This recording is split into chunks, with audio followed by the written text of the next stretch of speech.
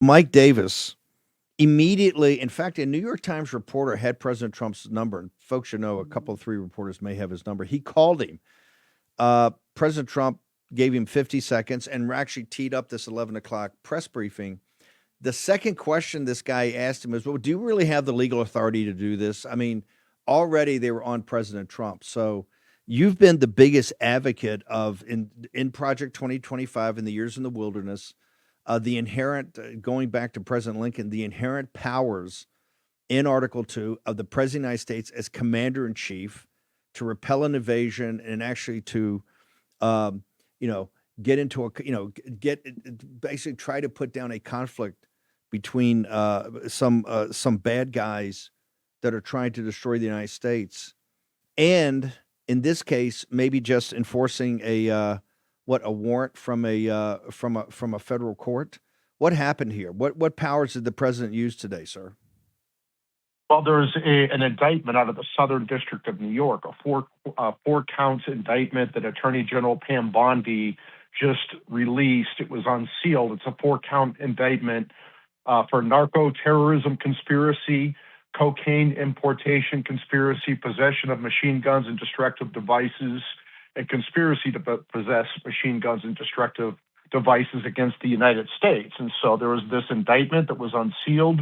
There was an arrest warrant, and the president executed this arrest warrant, went and got the Venezuelan president, Nicolas Maduro, and his wife, and he brought them he's bringing them back to court in New York City. They're going to stay in a Brooklyn jail. The president absolutely has that constitutional and statutory power to do that. Separate from that, remember what Maduro did. Maduro unleashed Tren de Aragua terrorists on the United States who kidnapped, raped, tortured, and murdered Americans, including Laken Riley. We have hundreds of thousands of Americans who have died from fentanyl poisoning because of Maduro and his wife. And so the president absolutely has the Article 2 and statutory power to do what he did. There's no question about it. And I would say to the Democrat politicians who are crying about this today, President Trump made it much easier for these Democrat politicians to go have margaritas with Maduro in this Brooklyn jail. They don't have to travel down to Venezuela. They don't have to travel down to Caracas to do it now. Yeah, and they don't have to go to El Salvador to have mai tais with them. So you're saying here that the indictment, he was actually using his power as the chief magistrate and chief law enforcement officer, since there was an indictment from the attorney general in a federal court, the Southern District of Manhattan, to allow the military to go execute on that indictment and to bring him in as a criminal. Yeah, Southern District of New York in Manhattan, and there was a separate indictment in 2020 also. So there are 2 different indictments.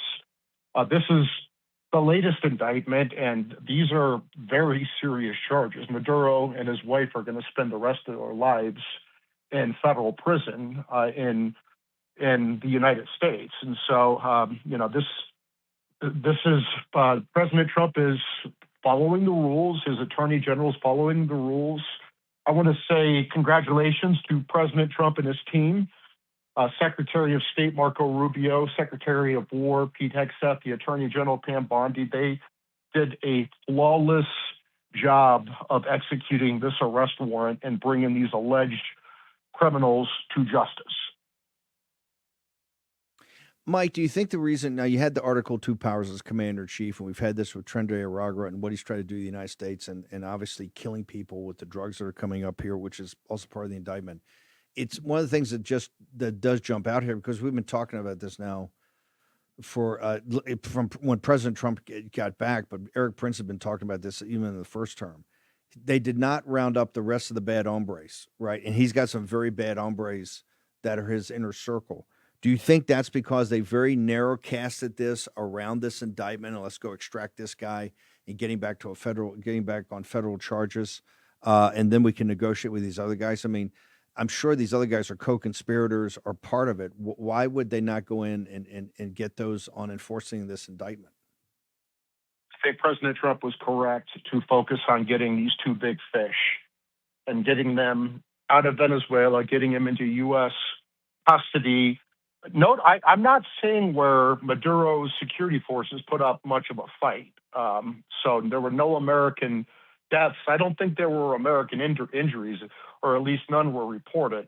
You look at the Venezuelans celebrating on the streets of Caracas around the country, Venezuelans in America. I don't think that too many people in Venezuela are losing much sleep. I think they're pretty happy about this. And I've actually had a meeting with this opposition leader Maria Corina Machado.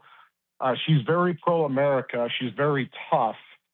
And if she's the next leader of Venezuela, that's going to be a very good thing for the United States of America. We're going to have a key ally in Venezuela. Remember, Venezuela was once a very wealthy, successful country before Chavez and Maduro destroyed this country with their left-wing Marxist socialism. And I think that a leader like Machado can restore Venezuela and make Venezuela great again. And I look forward to that day.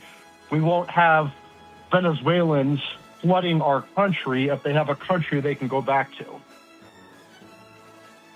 Mike, where can people go for Article 3? We're getting ready to start the press conference down in Mar-a-Lago. We'll try to track you down afterwards with any new information. But where do people go in the interim, sir, your social media and Article 3? Article3project.org, article number 3project.org. You can donate, follow us on social media, and the War Room Posse superpower, as always, is action, action, action. And thank you, Steve.